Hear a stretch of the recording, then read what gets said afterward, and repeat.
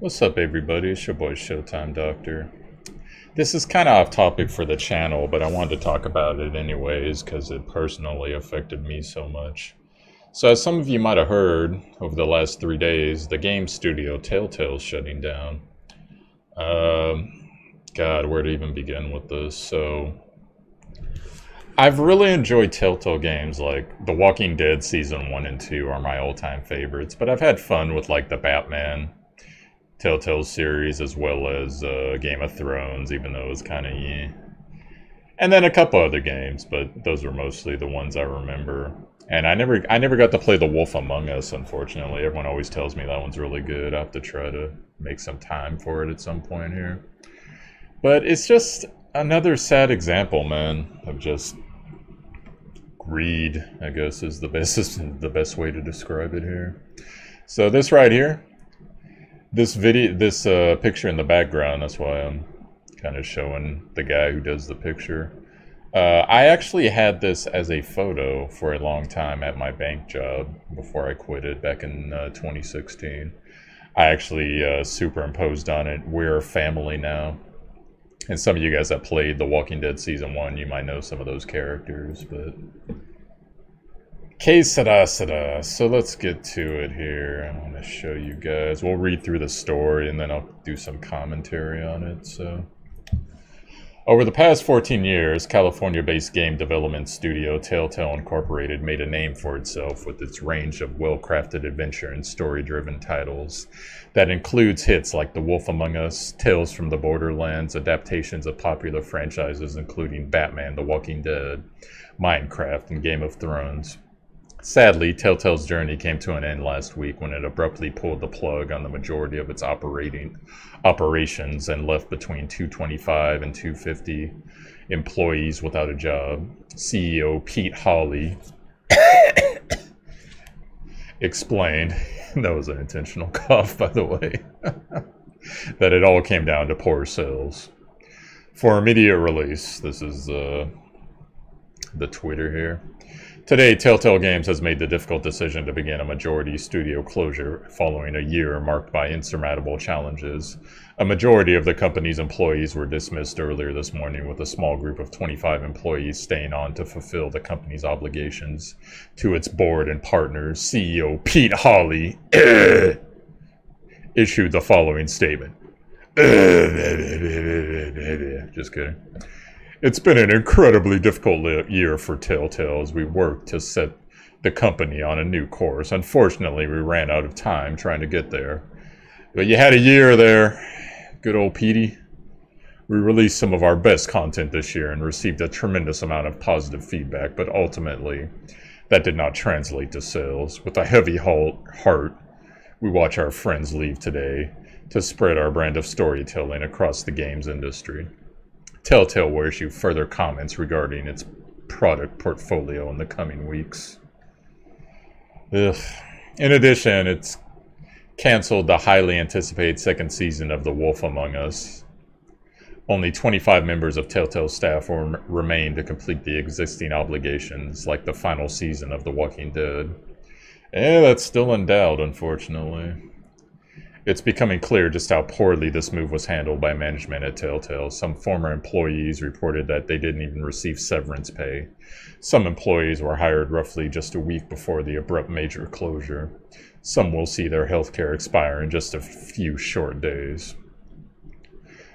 To clarify some of the questions, this is another tweet people have been asking.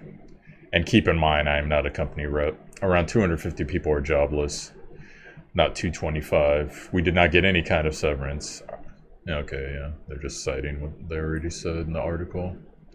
As if it isn't hard enough to have the rug pulled out from under your feet at your job like this, it's worth remembering that Telltale was, crossed out, is based in the Bay Area, where the cost of housing and living are among the highest in the country. It isn't easy to grow and thrive in the game industry, and it's especially difficult when you're targeting a niche the way Telltale did. I'll comment on that later. But that doesn't get the company's management off the hook for its sudden move and the way it has treated its employees. What's worse, some former fans of the studio thought this would be the best time to let their sexist and misogynistic flags fly high. Yeah, I guess it's just all the people that got mad.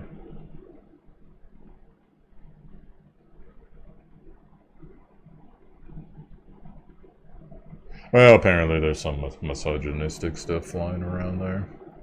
Telltale's also angered some customers who spent money on games that still had content on the way.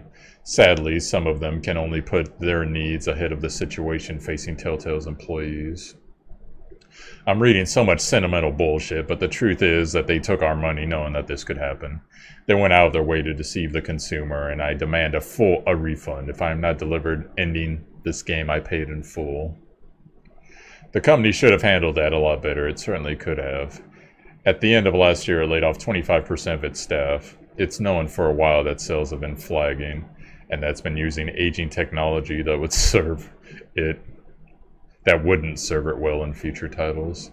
The only silver lining in this dark cloud is that Telltale Jobs, which is currently being used by former employees, fans, and other game studios to help the company's laid-off staff find new gigs, is picking up steam on Twitter. Hopefully the team will find new teams in short order. Well, there you go on that. So, real quick, let me switch back. My commentary on that is as follows. So,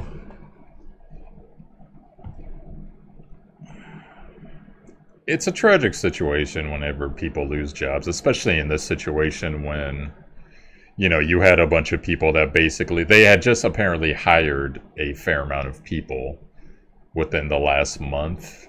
So something went drastically wrong to where they brought a bunch of people and then, oops, we're insolvent, we need to close. So who knows what kind of mismanagement was going on there, but definitely the CEO and the majority of the upper management are to blame for that. I'm sure a decent majority of the middle management as well.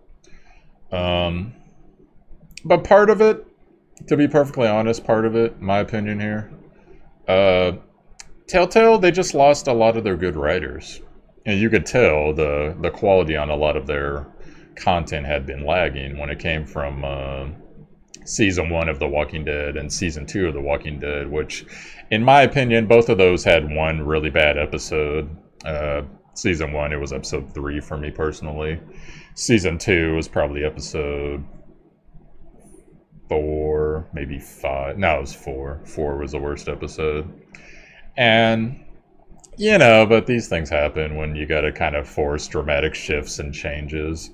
But they began to have a formulaic, just a formula to their game. So they would give you a choice, and it would be like, do this thing that's really, screwed up, but, you do it to survive, or do this thing that it's really nice, it's going to cause you a whole lot of mayhem and trouble, but it's the nice thing to do. And inevitably, most people, we would just choose the nice thing because we knew that at some point, if we chose the survival option, it would come to bite us in the ass in one of the later episodes. So, well, personally for me, I forget the guy's name now. There's actually a Twitch video of me celebrating him not making it, let's say. But it was in Season 3, The Walking Dead New Frontier, which instead of continuing to tell Clementine's story, Clementine being the girl right there in the middle, they told a little bit of her story, but they decided to bring in this whole new family. And not that the family was bad, but there just really weren't any memorable characters added, in my opinion. And most of us, we wanted to see, okay, let's, Clementine, let's see what happens with Clementine and what's going on with her situation. I won't spoil it for you guys that haven't played it. And they decided to milk the franchise a bit more. And that turned out to be a bad move because as it stands now, they may not finish Clementine's story. They had episode 1 come out already and episode 2 of a 4-part episode, which was trouble as well.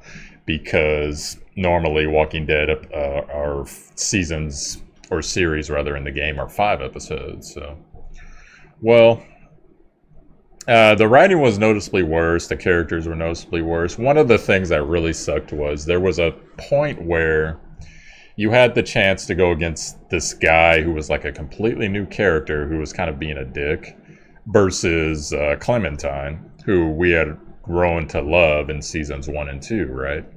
So of course, you know, if you go and look at it now, it's like something like 85 or 90% of people basically took this guy out in order to side with Clementine, because we know Clementine, we don't know that other person. Well, the Walking Dead writing staff had a fit, and they were like, oh my god, you guys made the wrong decision. It's kind of like this, you know how there's that trend in gaming now to where like everyone has to be like soft hearts, soft everybody, love will see us through to the end, Care Bear stare. Like there's like that shift in writing now. So they were so mortified that they put in, there was this dude that was like your little cousin or some nephew, whatever the hell he was. And in that episode where you had to choose either Clementine or that guy, he was like, what, you have to choose Clementine, you have to, you just have to. And like, even if you chose him, or even if you chose her rather, well, if you didn't choose her, he would like bitch at you. But if you did choose her, you're like, that wasn't right, that was kind of messed up. And then, so in episode 4, he would actually rat you out to everybody because no one knew what happened. And he'd be like, dude, I saved your life. What are you doing? He's like, yeah, well, that doesn't make it right. And it was just like, and then I remember on Reddit, like, everyone was like, what the fuck? Like, this character is horrible. So that's why I celebrated his demise when I kind of engineered it. But back to the story at hand, though. Telltale, one of the things that I never understood that they never did was they never upgraded their engine. Yeah, they can make the graphics a little bit easier, but if you guys noticed, there was no gravity in their engine. Everything had to be kind of hand animated to fall or rise, etc.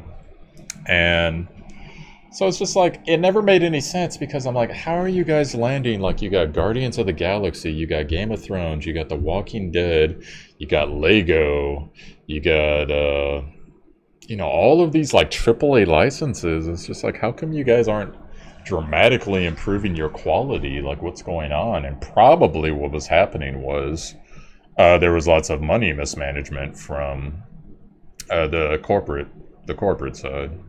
Which, once again, one of my mottos in life is corporate will eventually ruin everything. As soon as it goes corporate, it will eventually get ruined. Because there's always that dude that's going to show up at the meeting. What if we do this thing that, what if we save money and don't do that thing that the customers like? What about the customers? They'll get over it, man. I'm going to get a big jerk-off bonus, and we hit our goal, guys, so way to go, good job, we fucked the consumer. You know, there's always those guys in an office. And so it never made sense to me. I'm like, how are you guys landing all these AAA licenses, but you're not upgrading the engine? You know, and they took on, what ended up happening, one of the things that probably doomed them, they took on way too much work. You know, you can't, if you're a small company, you gotta, you know, you grow steadily. You don't just, because there's no way to consistently put in not only good people, but to consistently put in all the infrastructure and all of the, you know, accompanying factors just to grow your office, grow your staff, you know, grow wages, hopefully. And then, okay, let's take on this new license. Like, okay, cool. Now we got this. Now we got this. We can shuffle these people here. We got healthcare. We got this, that. They just grew too fast, and they didn't know what they were in for, unfortunately. And another thing I saw last year, I believe it was, it might have been earlier this year, was there was a lot of accusations and a lot of, like I said, the original like writing team and a lot of the original programmers, etc., left, you know, a year plus ago. And they were saying that they were getting overworked because of these deadlines on these games. And it's just like, well, if you're consistently overworking your staff because of deadlines, that means that you don't have enough staff. And that's another thing corporate America does. And it harkens right back to I'm seriously right back where I was at the bank, dude. Like, we were understaffed. You know, middle management basically didn't do anything. Upper management, they were you had to go up the chain of command in order to get to them most of the time, except for that once a year where they would come and meet you and be like, does anyone have any questions? And if you ask them any hard questions, they just give you some BS answer. Or, you get a talking to by your immediate boss. And it's just sad, dude. It's just sad. Like, as a worker in those companies, you try to do your best for the consumer, and you just get slapped no matter what you do. You do what management says. You find a way to do something better, and it's just like, why are you superseding my authority? Blah, blah, blah, blah. And so it's a sad thing. And apparently a lot of these guys are getting jobs elsewhere. I heard that Naughty Dog, the guys who make... I forget the name of that other zombie game right now, but they're picking them up, and hopefully, some other people will pick them up. And yeah, living in San Francisco, I do not envy those people. That is the one place. Well, there's a couple places like New York, but that is one of the few places that's more expensive than Southern California, where I live currently. And one of the reasons why I'm getting the hell out of here and moving as soon as I can to North Carolina. So, yeah, I wish I could tell. Maybe one of these days I should tell, because I don't want to fit too much more into this video, but maybe one of these days I should tell some horror stories of jobs I've worked. That might make for an interesting topic, and you guys could kind of share some of those experiences with me as well. But so those are my thoughts on that, guys. It's too bad, but what do you expect when you have mismanagement and you have people that are making pound, yeah, I totally screwed up that analogy, but fist over fist on money or whatever the hell it is, and then they just like, hey, we're gonna go take vacations. Hey, let's all go let's all go to Vegas. Let's all go do the gallivanting and the wine tasting, and we can't just have an award show. It has to be at the steakhouse, and etc. etc. So that's the way it is, guys. And hopefully, we watched what happened to BioWare. We watched what happened to some other companies. And just hopefully too much longer, as video game culture in America has gotten more and more corporate and more money's come out of it. You just got to hope that all the good guys, they're going to eventually get together and just make their own thing and make us some awesome content. But until then, you're stuck with me. Ha. So, anyways, let me know what you guys thought of this talk. I wouldn't mind doing more gaming news and just like topics, etc. So, anyways, guys, I forgot to plug myself last video, so I better do this now. I'm Showtimedr. You found my YouTube. Please hit like if you enjoyed the content. I'm also on Twitch, twitch.tv/Showtimedr. There's a link to my Discord. You can come in, talk shop. We've got a pretty active community in there.